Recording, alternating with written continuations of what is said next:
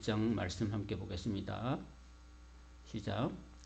옛적에 선지자들을 통하여 여러 부분과 여러 모양으로 우리 조상들에게 말씀하신 하나님이. 자, 1절 한 절씩만 보겠습니다. 자, 여러분 그 히브리서 보시오. 히브리서는요, 히브리라는 말이 이스라엘을 뜻하고요. 이스라엘 족속들을 히브리 민족이라고 그럽니다. 우리 대한민국은 무슨 민족이죠? 대한민국을 보통 이렇게 한민족이라고 그러잖아요. 그렇듯이 이스라엘 족속들을 히브리 민족이라 그러면서 이 히브리인들에게 보냈던 편지가 히브리서입니다. 사실은 이 히브리서보다도 베드로 전서 후서를 먼저 해도 되는데 이 사도 바울의 편지라고 여기고 히브리서를 먼저 보게 됩니다. 이때가 로마의 네로 황제 시대였거든요. 네로 황제 시대 때 네로가 기독교를 핍박했던 때 쓰여졌던 편지들이 4개 있는데, 첫 번째는 디모데 후서고, 두 번째는 베드로 전서와 후서고, 네 번째는 히브리서. 이 4편지가 같은 시기에 쓰여졌어요. 쓰여질 당시에 편지를 받았던 초기 기독교 성도들에게는 박해가 주어졌던 그런 상황이었습니다. 저는 그렇게 생각해요. 예수를 믿는 데 있어서 항상 마귀가 내적으로나 외적으로 박해를 해요. 공격을 하고. 그 마귀는 주 공격 대상이 바로 예수 믿는 사람들이에요. 그래서 지금 우리 남한에는 어떤 식으로 공격하냐면은 내부적으로 혼란을 일으켜서 이렇게 교회를 흩어뜨리고, 이런 마귀가 우리를 공격할 때 두 가지 방법으로 공격하는데, 하나는 교회 내적으로 아주 침투해 들어와서 거짓을 가르치고 거짓 영이 확 교회 안에 퍼지도록 이렇게 만드는 방법이 있고요.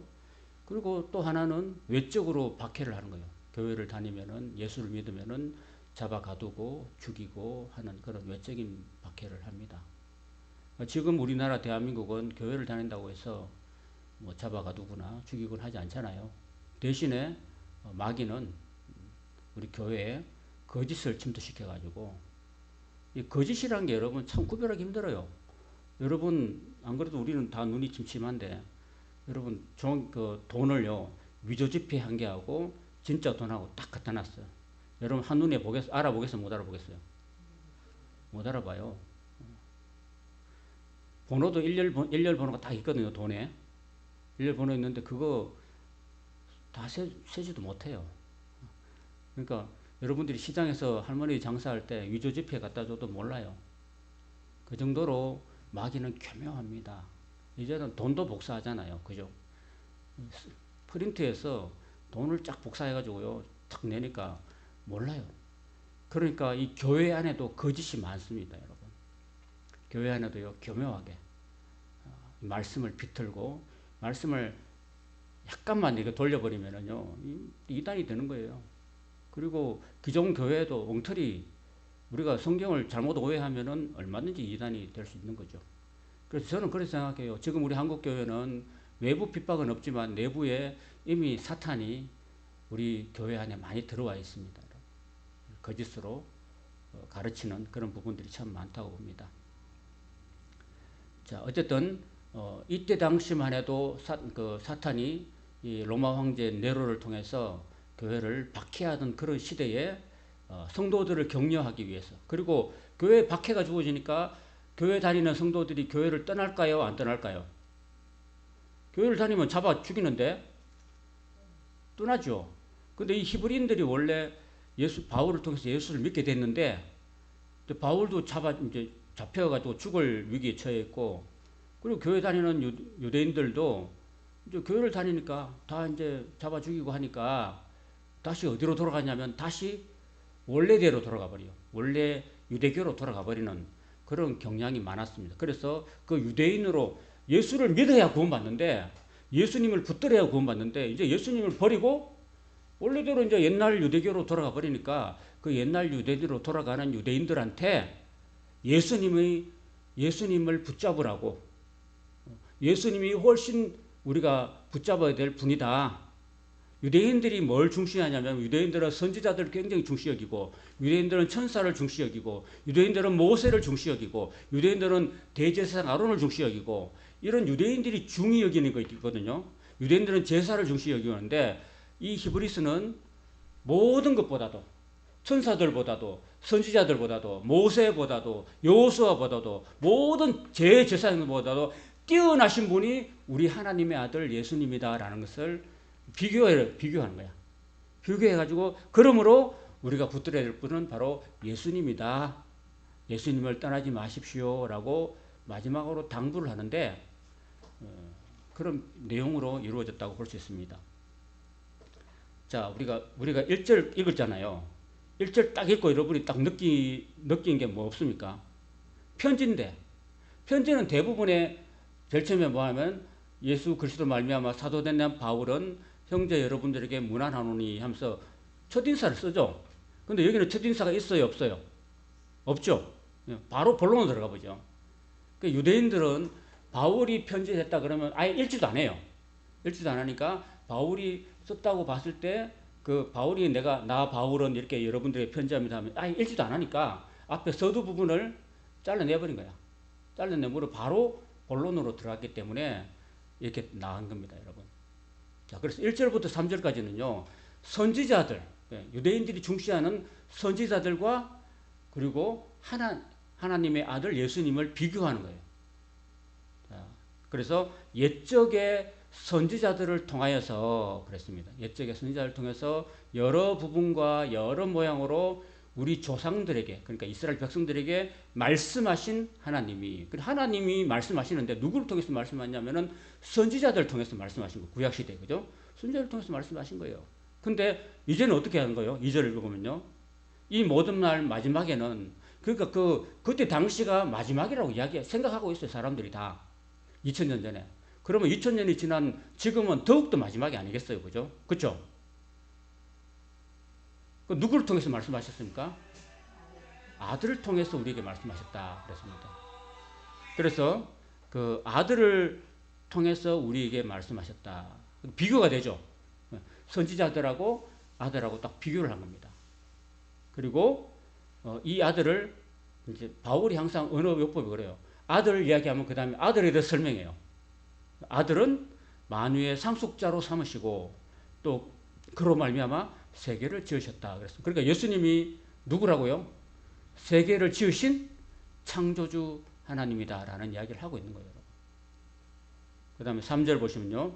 또 이는 누굴까요? 예수님이죠. 하나님 아들 예수님은 하나님의 영광의 광채시고 그 본체의 형상이시라.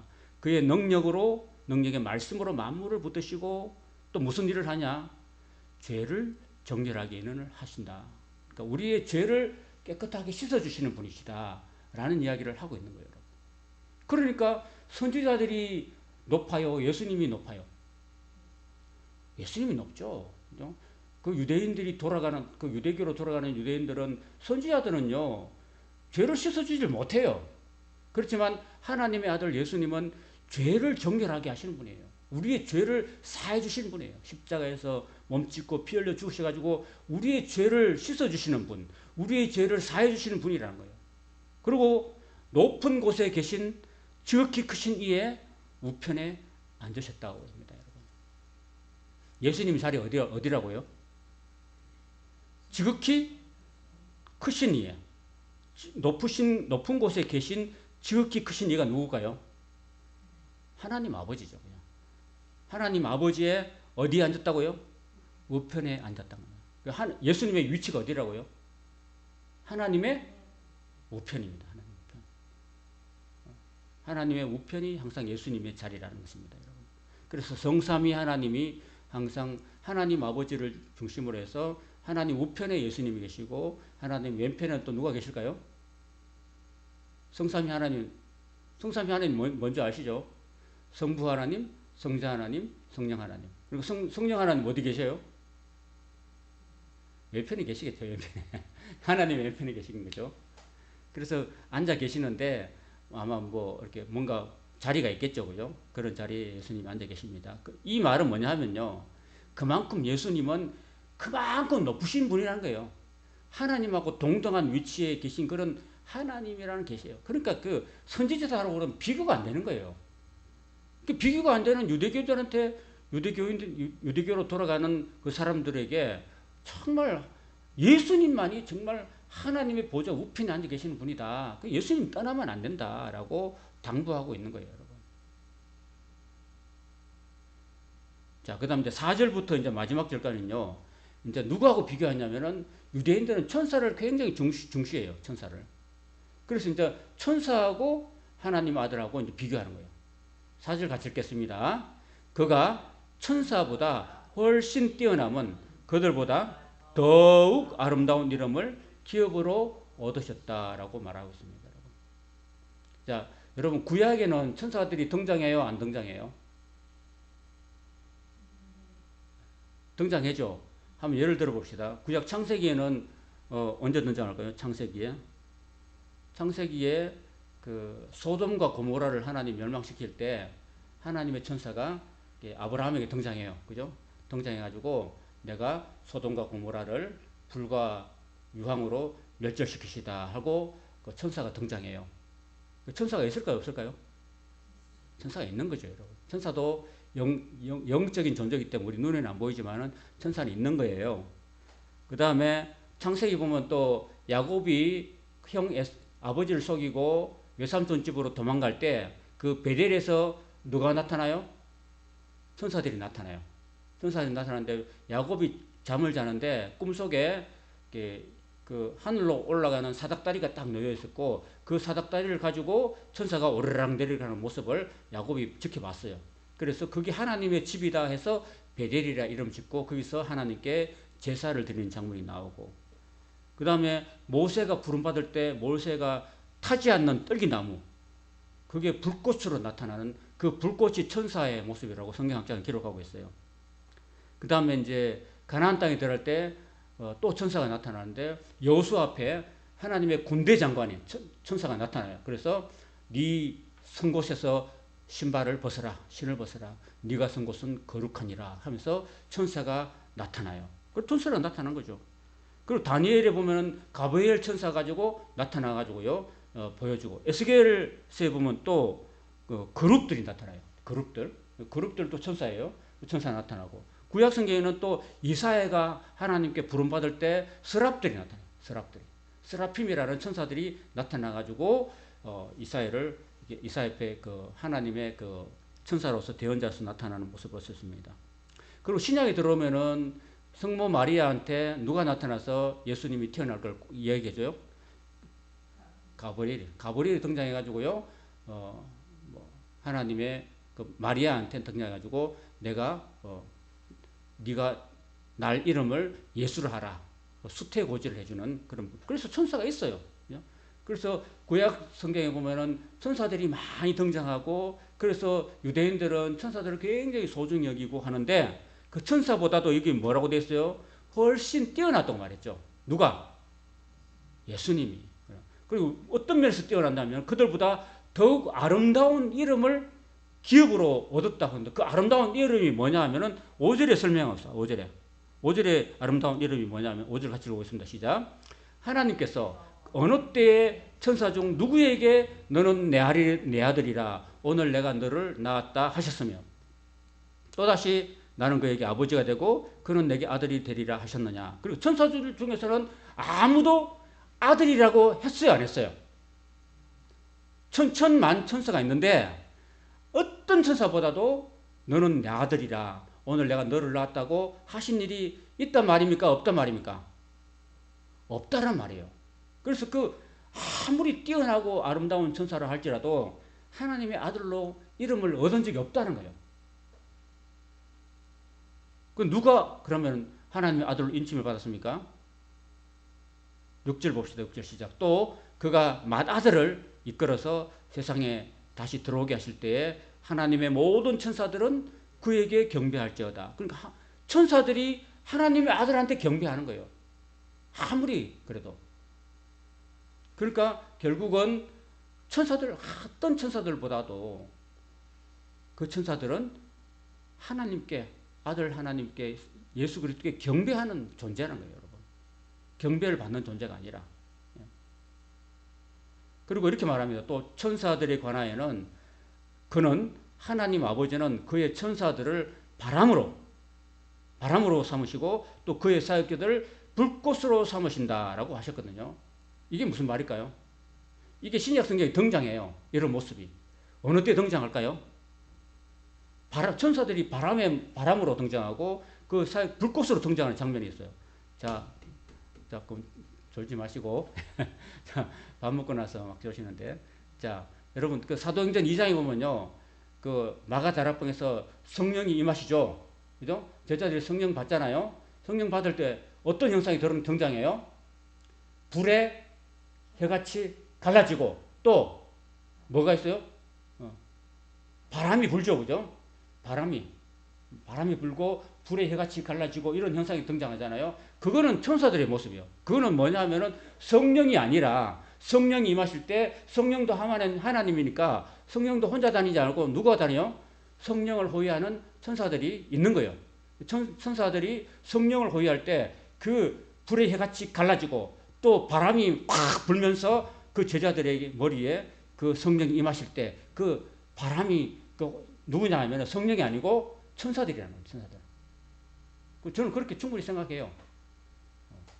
그래서 천사들이 바로 바람으로 삼은, 여기서 말하는 바람이라는 것은 푸뉴마라는 뜻인데 영이란 말이에요. 영.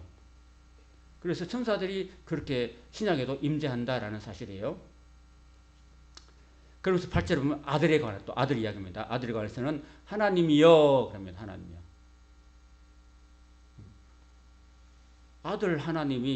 아들 예수님이 명칭이 뭐예요? 하나님이라는 겁니다. 그러니까 하나님. 예수님도 하나님이라는 겁니다. 주의 보좌는 영영하며 주의 나라의 규는 공평한 균이다. 여기서 말하는 규라는 것은 그 지휘봉이에요, 봉. 지휘봉이에요, 봉. 그게 지휘자, 그 가장 높은 사람이 이렇게 내미는 규입니다, 규. 왕이 가지는 그런 지휘봉을 말하는 거거든요. 주께서 의를 사랑하시고 불법을 미워하셨으니 그러므로 하나님 곧 주의 하나님이 즐거움의 기름을 주께 부어 주를 동료들보다 뛰어나게 하셨다 하였고, 이건 전부 다 예수님을 이야기하고 있어요. 예수님을. 또 주여 태초에 주께서 땅에 기초를 두셨으며 하늘도 주의 손으로 지으신 바라. 그 예수님이, 하나님 아들 예수님이 태초에 땅에 기초를 두시고 하늘도 이 예수님의 손으로 지은 바 되었다라고 이야기하고 있어요. 그러니까 예수님이 바로 창조주 하나님이라는 사실을 이야기하고 있는 거예요, 여러분. 그러니까 천사들보다 뛰어나요, 안 뛰어나요? 뛰어나죠. 그러니까 우리가 오늘 저와 여러분이 믿는 예수님은요, 창조주 하나님입니다, 여러분. 창조주 하나님. 태초부터 계신 창조주 하나님. 자, 그러나 주님이 만드신 하늘과 땅들은 다 멸망하고 없어져도 이 지구는 언젠가는 다 사라진다 해도 오직 주는 영존한, 영원히 존재하고 또 이 땅의 모든 것들은 다 옷과 같이 낡아진다. 옷이 아무리 좋아도 여러분 혹시 여러분 집에 한 30년 된 옷 같은 게 있어요? 있어요? 다 버리죠. 내다 버리죠. 그죠? 다 내다 버리고 낡고 또 유행과 패션이 안 맞잖아. 옛날로 보면 정말 이거 내가 옛날에 이런 거 입고 다니나 좀 창피스럽죠. 그죠? 지금 30년, 40년에 입던 옷을 지금 입고 다니는 사람 없잖아요. 다 버리지. 다 유행이 바뀌고 하니까. 그 옷가처럼 다 이 세상의 모든 것은 다 낡아져요. 그걸 과학적인 용어로 뭐냐면은 엔트로피 증가의 법칙이라고 합니다. 그러니까 세상의 모든 건 다 그냥 둬도 다 낡아져요, 여러분. 이 노트북도요, 이거 놔두면 그대로 다 낡아지고 다 이렇게 고물이 돼버려요, 고물이. 시간이 지나면은. 그러나 우리 주님은 영원히 존재하고 낡아지지 아니하고 항상 변함이 없으신 분이라는 것입니다. 의복처럼 갈아입을 것이요, 그것은 옷과 같이 변할 것이지만 우리 주님은, 예수님은 여전하여 연대가 탐이 없다, 이렇게 말씀하고 있습니다. 그 정도로 예수님이 변치 않는 분이다. 우리가 믿는 예수님은 변치 않는 예수님입니다. 어느 때의 천사 중에 누구에게 내가 네 원수로 발등상이 되기까지는 너는 내 우편에 앉아 있으라 했느냐? 없다는 말입니다. 아까 예수님이 하나님 보좌 우편에 앉았겠죠. 저렇게 높은 이에 우편에 앉아 계신다 그랬죠. 근데 천사들 중에서 누가 하나님 우편에 앉으라고 했는 게 없다는 겁니다, 여러분. 아무도 하나님 아버지께서 그 하나님의 우편에 앉으라고 한 사람은 어떤 천사도 없다는 겁니다. 그래서 어떤 천사들보다도 높은 분에 계신 분이 바로 예수님이다 라는 이야기를 하고 있는 거예요. 그리고 이제 마지막으로 이렇게 이야기합니다. 모든 천사들은, 다 같이 잠언 같이 읽어보겠습니다. 시작. 모든 천사들은 섬기는 영으로서 구원받을 상속자들을 위하여서 섬기라고 보내심이 아니냐. 여기서 중요한 말 뭘까요? 14절에 중요한 말, 다음 장에 이어지는 말, 따라합시다. 구원. 그렇습니다. 구원입니다, 여러분.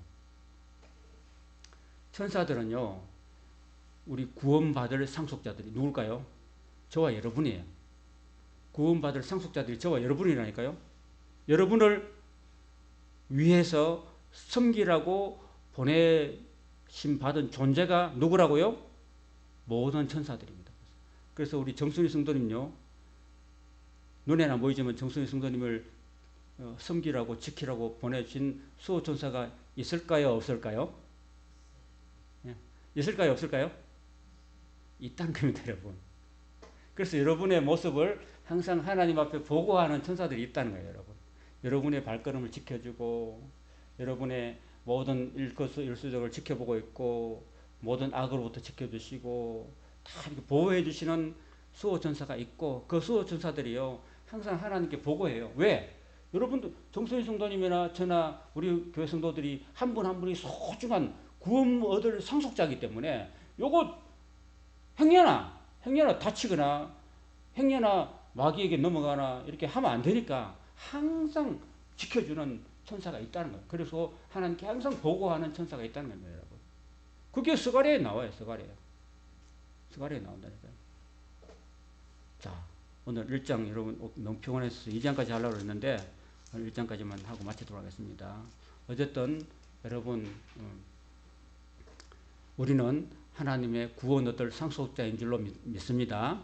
그리고 저와 여러분을 날마다 여러분이 잠을 잘 때도 하나님의 천사를 보내서 지켜주시고 보호해 주시고 여러분 항상 여러분을 섬기는 천사가 있다는 사실을 여러분 믿으시기 바라고, 그리고 또 누가 또 여러분을 지켜주세요? 보혜사 성령님이 지켜주시고 또 누가 지켜주세요? 예수님이 여러분을 항상 붙들어주고 계신다는 사실이에요. 그러니까 여러분은 두려워해야 돼요? 안 두려워해야 돼요?